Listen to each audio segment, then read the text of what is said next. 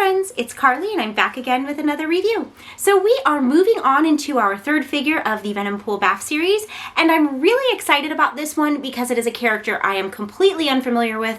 I got to learn a lot and some really interesting stories that I'm really excited to look into.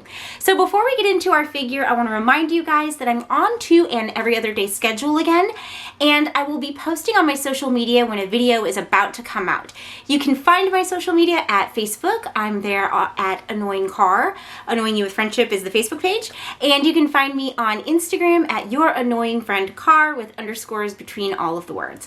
I want to thank you guys so much for all of your comments, your interactions, whether you like or dislike my videos. I appreciate you taking the time to watch them, and as long as you keep doing that, I will keep making them. So with all of that out of the way, we are ready to take a look at Phage. Now, just looking at this figure, I was super excited to get to know about this symbiote, and I was not disappointed in the incredibly messed up origin story that I found, in addition to just like the crazy mix of stuff this character has gotten into. But looking at it, just straight up looking at this figure, he's just incredibly cool looking. I can definitely say of the three figures that I've looked at so far, Phage being the third, the first being Ghost Spider, and the second being Miles Morales, visually this is the most impressive to me. He's a little bit bigger. The contrast with the black and the yellow is just really cool. His face is really awesome looking. I don't know, just for me so far, having really loved Ghost Spider and been okay about Miles with a few caveats there, this figure to me just looks incredible. So right off the bat, I'm excited. So again, this is a figure or a character that I'm not familiar with, so I had to do some research, and I could not believe the origin story of Phage.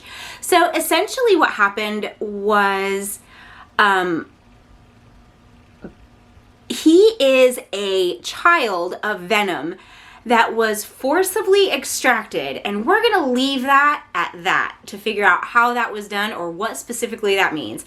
But Eddie Brock was imprisoned, and from his symbiote suit with Venom, 5 symbiotes were extracted and raised to essentially be an army. They were meant to protect this city, San Francisco, I think. So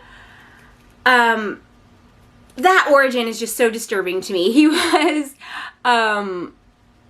so without getting too specific about what all that entails, he was forced to life, essentially, and he had 4 siblings. So a number of things happened as a result of those interactions. A number of fights took place. He ended up, Carnage is one of his siblings. He ended up fighting Carnage. This character was introduced in 1993, so there's a lot of iterations of him that have come along. One of the most interesting that I found, though, were that he was actually hosted by Wade Wilson, and Wade was able to take on Phage and like his 4 siblings, or maybe 3 of his siblings, and create this crazy super monster that was part Deadpool in the middle, and then like one leg was Phage, one leg was Agony, one arm was Scream. It was crazy. So they've done some really interesting things with this character. He has died as far as I'm able to find, so we probably won't be seeing any more Phage, but as far as his look and the abilities that he brings to the table, which I have a list of, and I'm going to read them to you because there were far too many to remember. I think this is one of the coolest sort of symbiote characters that I've seen so far, and I'm really excited to take a closer look at the figure. So I'm going to hold him up here while I read to you what his abilities are, because they do come into play with his single accessory that he has. So Phage has Superhuman Strength, Superhuman Durability, Superhuman Stamina, Superhuman Senses. He has an Accelerated Healing Factor, Wall Crawling Ability. He has Spider Sense. He is immune to Spider-Man's Spider Sense, which is very interesting. He has Webbing Generation, Superhuman Sight, Camouflage, Constituent Matter Regeneration, which is his ability to create blades, essentially, from his limbs, which I will show you. And his only weaknesses are fire and sound. So he's pretty stacked as far as a superhero type character goes.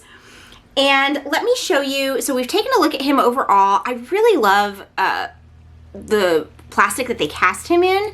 It has this really cool sort of very like understated metallic look to it. But let me show you his accessory, which is one of his blades. And that essentially fuses to his arm. And that is the look we get from that. So it is, there we go, we can sort of see, it's very Terminator-like the way that he's able to generate these weapons, but a really cool ability. And for this series that has such a giant Bath figure, it's kind of nice to see an accessory. As I said with Miles, I would have really loved to have a Miles head with it, but you can't really expect that when you're getting a very sturdy, large sort of Bath figure with all of these, but it's nice to see a little something extra when it applies.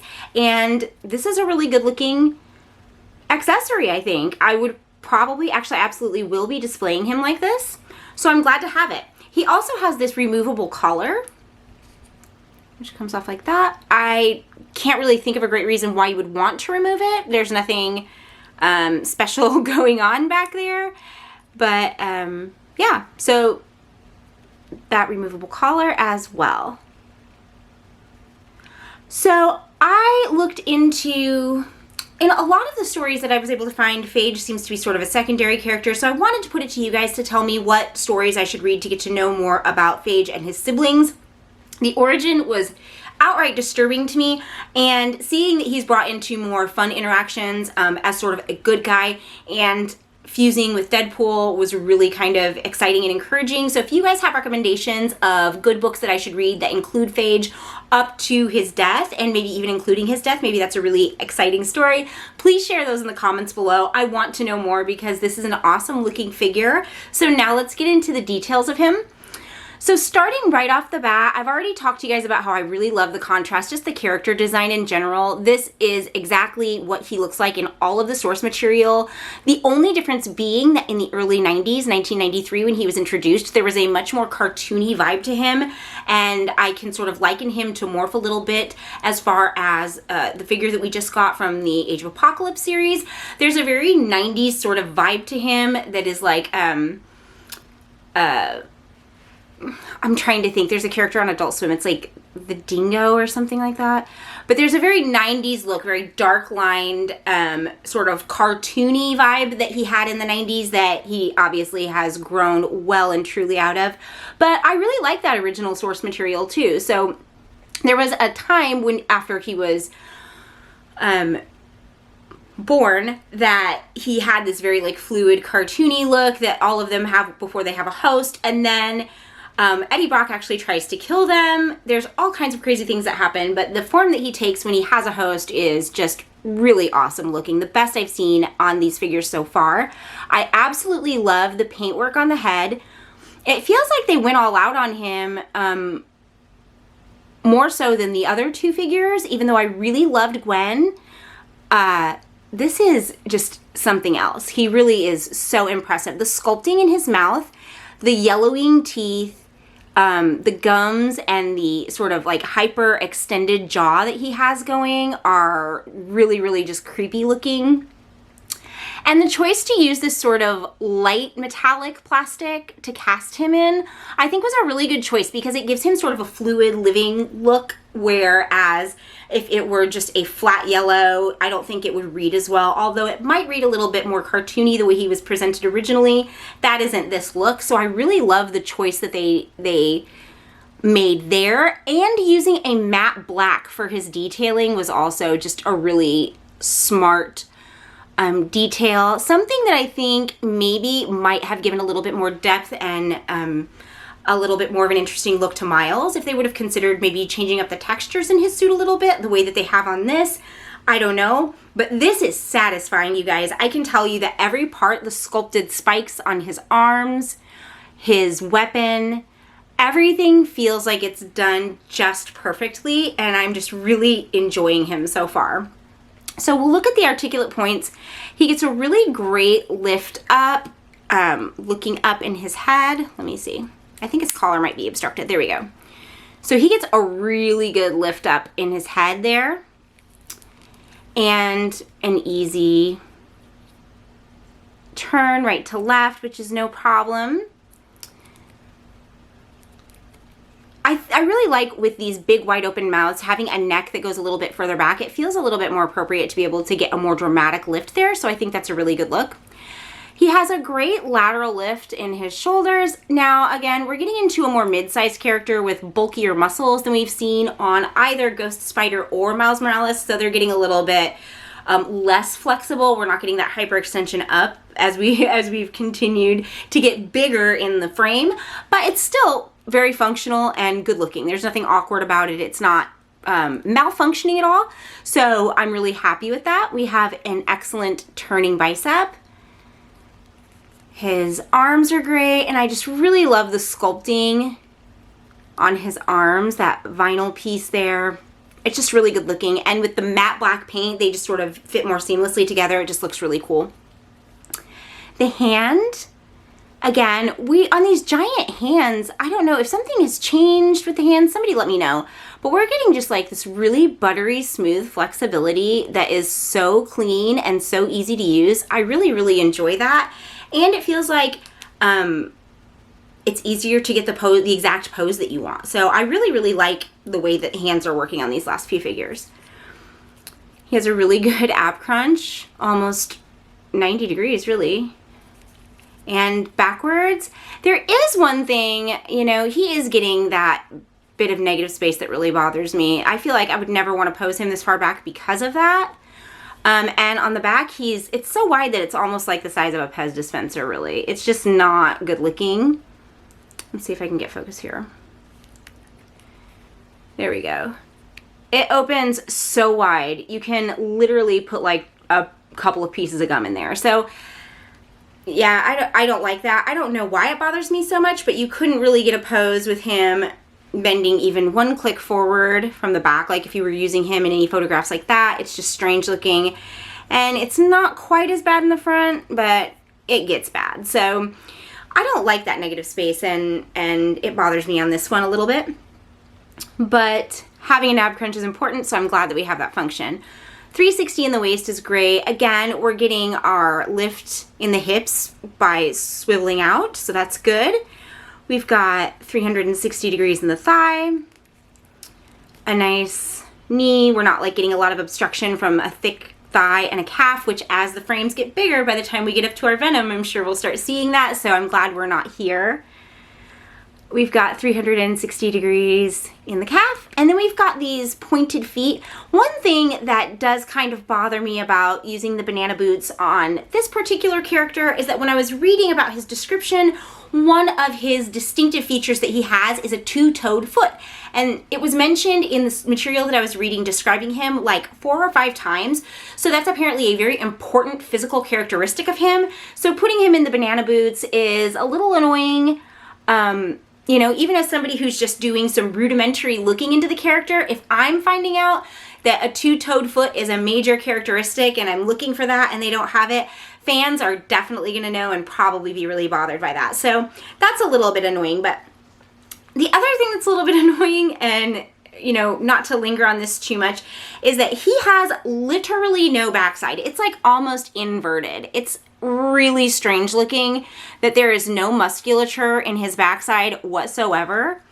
You know, it's not like this is something that I typically linger on as being the biggest deal, but it looks strange. It looks really strange. Like, you have to remember that these symbiotes are in host human bodies, and I mean, I don't know. It's like I don't know. It's just very strange. Like, if this were an alien body, maybe, like, I don't know, but like, he should have some type of backside. It's just very strange for him to be like so flush from thigh to lower back, like lumbar region.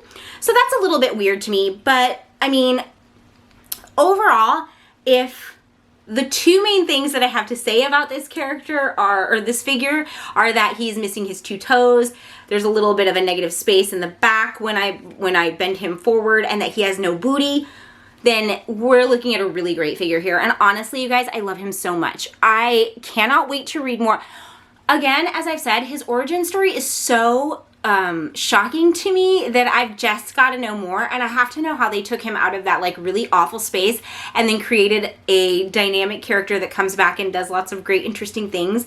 Like, it almost feels like his origin to first death when Eddie believes that he killed him, which he literally does by spinning them to dust and just assuming that they're dead, which is awful and violent and just so strange. But what a dramatic like start and finish to a life, like right off the bat. And then he comes back and still does other things and even has a little bit of, it seems like maybe fun, you know, some fun paths that he takes. So Phage is definitely one that I want to know more about. Let me know in the comments what books I need to read that include Phage, what I need to know about his origin, which of his siblings I need to know about. I just have to read it all. It's too interesting. And this is officially my favorite figure in the line so far. He is deeply satisfying to look at. He's substantial, not too big. All of his points of articulation work well with very, you know, very minimal design caveats, very minute problems or little issues that sort of bug me. The paintwork on mine is absolutely flawless, which is saying a lot, I think, on the head especially. And then I just love the matte paintwork. I love his accessory. I'm going to leave him like that with his weapon. And yeah, this is the first of these figures that I've had with an accessory. It's perfect. And everything about the design is really, really cool to me. So I'm excited to have this, and I'm excited to learn more about symbiotes. I have to say I have been woefully ignorant and not known nearly enough. I really only knew about Venom and Carnage. I know, forgive me, but I'm really getting excited to learn more. So I want you guys to tell me what to read and how to proceed with my reviews. What should we look at next? This is a total win for me. And I want to know what you guys think. Tell me what your thoughts are, what I need to look at, and what my next figure should be in the comments below. I will read them, and if there's only one vote, that's what I'll do. So thank you guys so much for watching. I really appreciate all of your interactions with my videos, and as long as you keep watching them, I will keep making them. I will be back in a day and a half with another one. Thanks, friends. Bye.